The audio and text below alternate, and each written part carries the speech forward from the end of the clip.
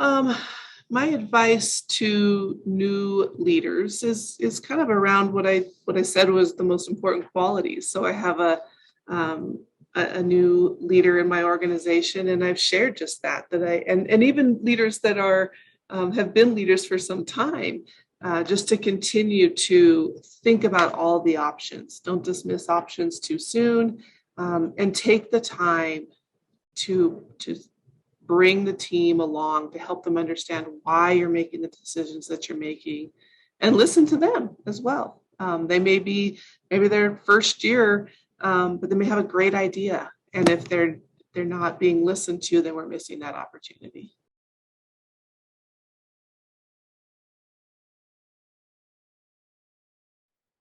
This woman who was my director said to me, Pat, every day is a job interview.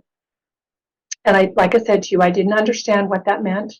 There was so much richness in that statement that I went back to her and we talked through, what does that mean? Because like I said to you, does that mean I can never fail? I have to be perfect? I mean, that really freaks me out that people are watching. And she said, yeah, they are watching, but it's not about being perfect. It's about, are you authentic? Do you have integrity? And I trust you. Do you ever fail? And when you fail, what does that look like? When you succeed, what does that look like? How do you interact with each other? How do you respect people? I don't think we realize how leadership is about humanness and relationships. Yes, there's lots of tactical skills but think about this. Leader, the word leader means that somebody's going to follow you. And so, are you follow worthy? Are your behaviors, and again, not perfection, are you human enough to, and authentic enough to fail and win and succeed and make mistakes and basically gain trust in other humans? This is about being human with each other. Yeah.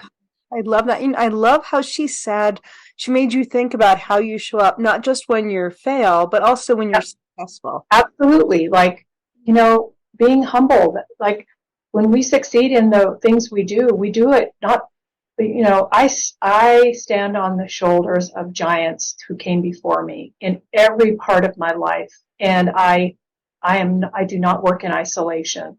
I have a title that gives me the authority to make decisions, but I don't do that in isolation.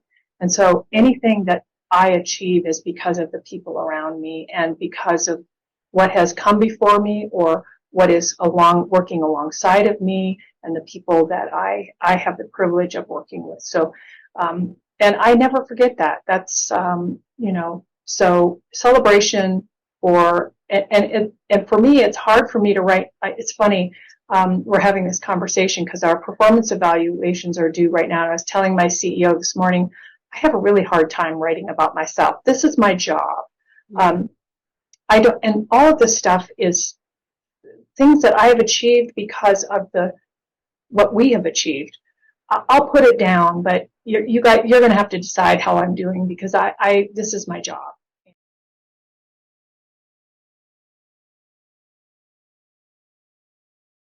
What are the things that you think officers need to know or supervisors need to know about leadership?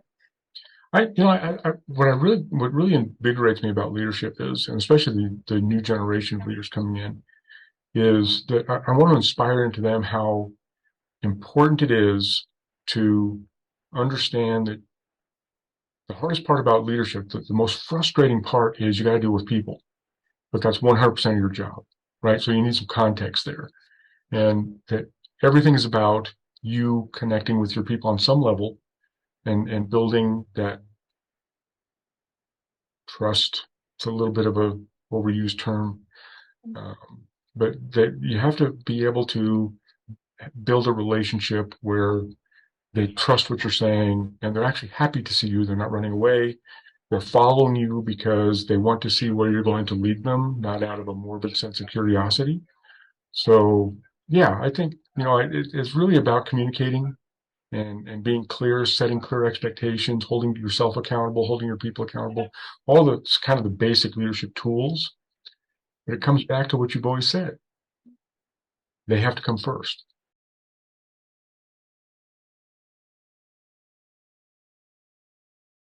So what advice do you have for new leaders?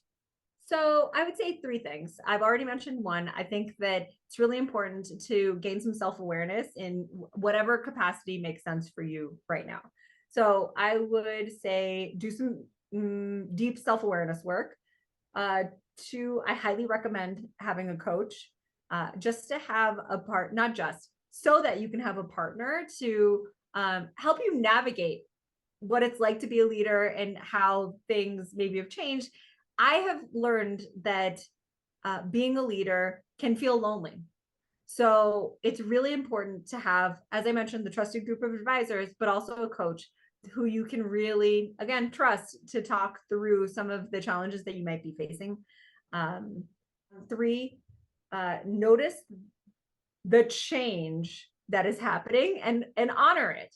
So celebrate that you are now a leader, but also notice that your words now have greater weight than they did before. And your relationships might change as a result of that. But the opportunity for you to lead your team to grow and expand and deliver greater, bigger, better stuff is invaluable and exciting.